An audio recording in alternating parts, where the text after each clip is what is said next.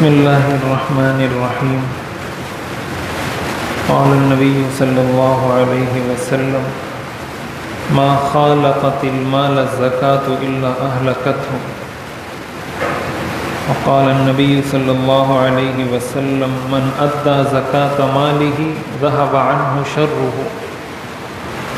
حضور نبی کریم سرور دو عالم صلی اللہ علیہ وسلم نے ارشاد فرمایا کہ جس مال کے ساتھ زکوٰۃ کا مال مل جاتا ہے، یعنی کسی پر زکوٰۃ فرض ہے اور وہ زکوٰۃ ادا نہیں کرتا، تو اس کے مال میں زکوٰۃ کا مال بھی مل جاتا ہے، مکس ہو جاتا ہے۔ تو جس مال کے ساتھ مل جائے یہ اس مال کو تباہ کر دیتا ہے، ضائع کر دیتا ہے۔ اور ایک اور حدیث میں حضور علیہ الصلاۃ والسلام نے ارشاد فرمایا کہ جو اپنے مال کی زکوٰۃ ادا کرتا ہے تو اس کے مال کا شر اور برائی اس سے ٹل جاتی ہے۔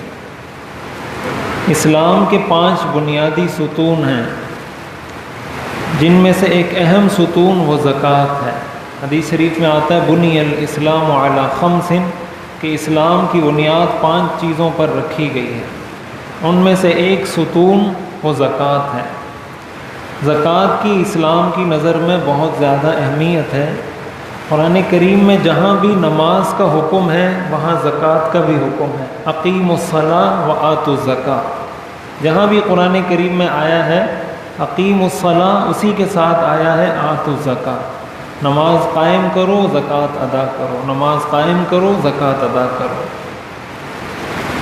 اسی لیے علماء نے لکھا ہے کہ جس طرح نماز کا منکر کافر ہے، اسی طرح زکوٰۃ کا منکر بھی کافر ہے، اس لیے کہ اس کی فرضیت قرآن کریم سے ثابت ہے، سنت سے ثابت ہے، اجماع امت سے ثابت ہے، ہر شرعی دلیل سے اس کی یہ ثابت ہے کہ یہ اسلام کا بنیادی ستون اور فرض ہے۔ اور زکوٰۃ حضرت ابوبکر صدیق رضی اللہ تعالیٰ عنہ کے دور میں حضور علیہ الصلاۃ والسلام کے وصال کے بعد کچھ لوگوں نے زکوٰۃ دینے سے انکار کر دیا تھا، اور انہوں نے کہا کہ ہم تو زکوٰۃ حضور علیہ الصلاۃ والسلام کو دیا کرتے تھے، اب ان کے جانے کے بعد ہم زکوٰۃ نہیں دیں گے۔ تو حضرت ابوبکر صدیق رضی اللہ تعالیٰ عنہ نے فرمایا تھا، بخاری کی روایت ہے، واللہ لأقاتلن من فرق بین الصلاۃ والزکاۃ، کہ اللہ کی قسم میں ان لوگوں کے ساتھ جہاد کروں گا جو نماز اور زکوٰۃ میں فرق کرتے ہیں۔ اور ایک جگہ آپ نے فرمایا کہ وہ رسی جو حضور علیہ الصلاۃ والسلام کے زمانے میں یہ زکوٰۃ میں دیا کرتے تھے، اگر وہ رسی بھی یہ مجھ سے روکیں گے میں اس پر بھی ان سے جہاد کروں گا۔ تو اس سے معلوم ہوتا ہے کہ اس کی اہمیت اسلام کی نظر میں کتنی ہے۔ دوسرے نمبر پر یہ اسلام کی ان امتیازی چیزوں میں سے ہے، یہ اسلام کا وہ امتیاز ہے جو دنیا کے کسی مذہب کو حاصل نہیں ہے۔ یہ در حقیقت پوری امت کی کفالت کا ایک خدائی انتظام ہے۔ اگر صحیح طریقے سے مسلمان انفرادی طور پر اور اجتماعی طور پر، یعنی ایک شخص اگر اپنے مال کی زکوٰۃ نکالتا ہے، ایک کمپنی کا مالک اپنے مال کی زکوٰۃ نکالتا ہے، اسی طرح بڑھتے بڑھتے جس کا مرتبہ جتنا اوپر چلا جاتا ہے، پھر ایک ملک اپنے سرمایہ کی، اپنے چیزوں کی، اس سے جو کچھ وہ نکالتا ہے، پھر وہاں کے جو مالدار لوگ ہیں وہ جو زکوٰۃ نکالتے ہیں، یہ اسلام کا ایسا مالیاتی نظام ہے جو دنیا کے کسی مذہب کے پاس نہیں ہے۔ اسی لیے لکھا ہے کہ اگر مسلمان صحیح طریقے سے زکوٰۃ ادا کرنا شروع کر دیں، دنیا میں کوئی مسلمان بھوکا نہیں سوئے گا، اگر صحیح طریقے سے مستحق لوگوں کو زکوٰۃ دینا شروع کر دی جائے۔ یہ اللہ نے ایسا نظام دیا ہے اس امت کو، تو یہ اس امت کی امتیازی شان ہے۔ اور دوسرے نمبر پر اس کی اہمیت اس لیے بھی ہے کہ انسان جب دوسرے کو زکوٰۃ دیتا ہے اس کے دل میں دوسروں کے لیے ہمدردی پیدا ہوتی ہے، اس کو دوسروں کا احساس ہوتا ہے، اسی طرح اس کے دل سے مال کی محبت نکلتی ہے۔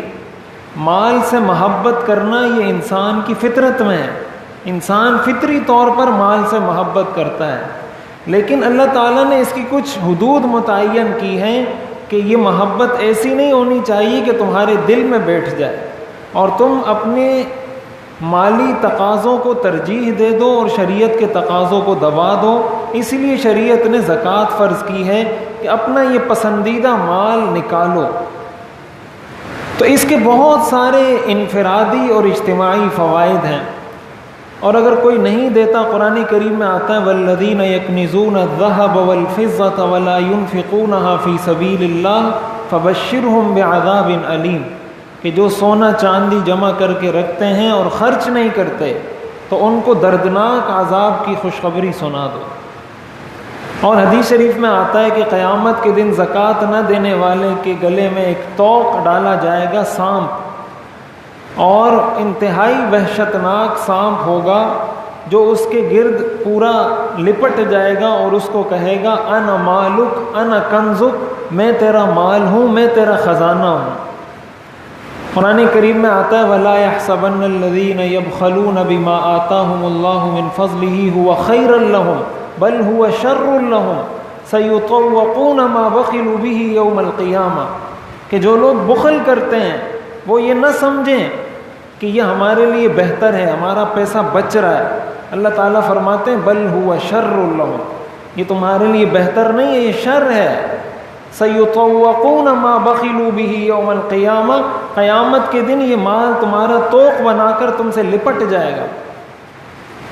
تو اس لیے اس کی ایک تو اہمیت کو سمجھنا چاہیے، اور ایک بات یہ بھی سمجھنی چاہیے کہ یہ زکوٰۃ یہ ٹیکس نہیں ہے۔ بعض آج کل کے جدید مفکرین اور نام نہاد مذہبی اسکالر اس کو ٹیکس کا نام دیتے ہیں۔ یہ ٹیکس اس لیے نہیں ہے کہ اگر یہ ٹیکس ہوتا تو پھر یہ کافر پر بھی فرض ہوتا، حالانکہ زکوٰۃ کافر پر فرض نہیں ہے جس طرح نماز کافر پر فرض نہیں ہے، اس لیے کہ شریعت کے سارے احکام مسلمانوں پر لاگو ہوتے ہیں۔ کافر کی طرف تو شریعت کا حکم یہ ہے کہ مسلمان ہو جاؤ، اور مسلمان کی طرف حکم یہ ہے کہ نماز پڑھو، زکوٰۃ دو، حج کرو، یہ سارے کام کرو۔ تو یہ عبادت ہے، یہ خالص عبادت ہے جو اللہ تعالیٰ نے اس امت پر فرض کی ہے۔ تو اس لیے، اور اس کا ایک فائدہ یہ بھی ذکر کیا گیا ہے حدیث کے اندر کہ جس مال سے زکوٰۃ نکالی جاتی ہے وہ مال محفوظ ہو جاتا ہے۔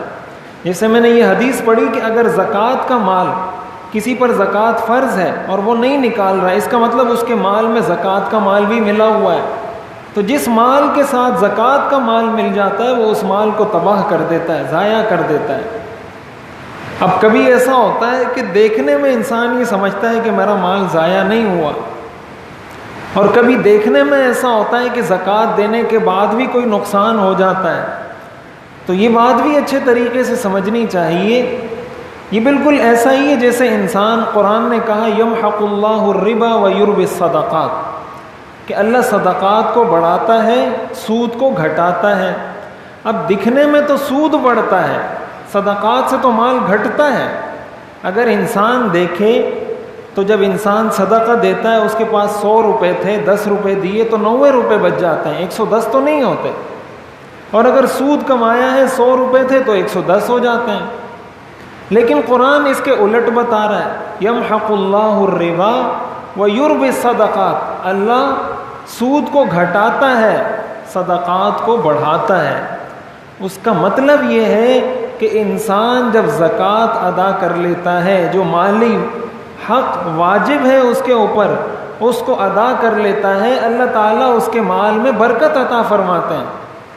اب اس کے بعد اگر اس کو کوئی مصیبت یا تکلیف پہنچتی ہے، وہ تو اس کی تقدیر میں ویسے ہی لکھی ہوئی تھی، اور اس زکوٰۃ کی وجہ سے بہت ساری مصیبتیں اس سے ٹلی ہیں، لیکن ظاہر ہے ہمارا ایمان غیب پر ہے، ہمیں تو نہیں پتہ نا کہ ہماری تقدیر میں ابھی کیا لکھا ہے۔ یہ جو حدیث شریف میں آتا ہے کہ انسان جب دعا کرتا ہے تو اس کی دعا کی قبولیت کے مختلف درجات ہیں، کبھی اللہ تعالیٰ اسی طرح دعا کو قبول کر لیتے ہیں۔ مثال کے طور پر کوئی کہتا ہے یا اللہ مجھے قرضوں سے خلاصی عطا فرما، تو اللہ تعالیٰ اسی شکل میں قبول کرتے ہیں، اس کو قرضوں سے خلاصی عطا فرما دیتے ہیں۔ اور حدیث میں آتا ہے کبھی ایسا ہوتا ہے کہ اس کی دعا اس شکل میں قبول نہیں ہوتی، بلکہ اس دعا کی وجہ سے اللہ کوئی برائی ٹال دیتے ہیں، اب یہ بات تو طے ہے، حتمی ہے، یقینی بات ہے. اب برائی ٹالنے کا کیا مطلب؟ ایک شخص کی قسمت میں لکھا ہوا ہے کہ ابھی یہاں سے نکلے گا اور اس کا روڈ پر ایکسیڈنٹ ہوگا اور اس کی ٹانگ ٹوٹ جائے گی. وہ اللہ سے دعا مانگ رہا ہے کہ یا اللہ مجھے قرضوں سے خلاصی عطا فرما. اللہ تعالیٰ اس کی اس دعا کی برکت سے اس کی ٹانگ ٹوٹنے سے بچا لیتے ہیں. وہ کہتا ہے میری دعا قبول نہیں ہوتی.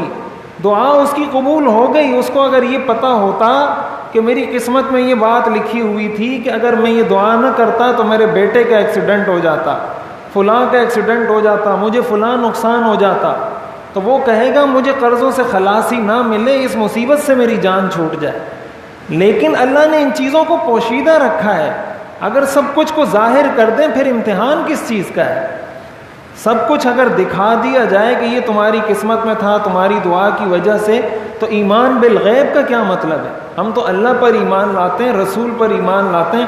ہم نے تو اللہ کو بھی نہیں دیکھا، رسول کو بھی نہیں دیکھا، جنت کو بھی نہیں دیکھا، جہنم کو بھی نہیں دیکھا. ہمارا تو ایمان ہی غیب پر ہے، نقل پر ہے کہ ہمیں بتایا گیا ہے کہ جنت ہے تو ہم کہتے ہیں، بتایا گیا ہے کہ جہنم ہے تو ہم کہتے ہیں. تو اس لیے زکوٰۃ کے بارے میں بھی جو یہ فرمایا گیا کہ زکوٰۃ سے انسان کا مال محفوظ ہو جاتا ہے تو وہ یقینی طور پر محفوظ ہوتا ہے. اگر اس کو کوئی مالی مصیبت پھر بھی پہنچتی ہے، پہلی بات تو یہ ہے کہ وہ اپنے اس عمل پہ غور کرے، آیا اس نے مال کی صحیح زکوٰۃ ادا کی تھی یا نہیں، اپنے مال کا صحیح حساب لگایا تھا یا نہیں. اگر صحیح حساب لگایا تھا، مستحق تک پہنچائی تھی یا نہیں. ایسا تو نہیں ہے کہ زکوٰۃ آپ نے نکال دی کسی غیر مستحق کو دے دی، وہ تو ادا ہی نہیں ہوتی.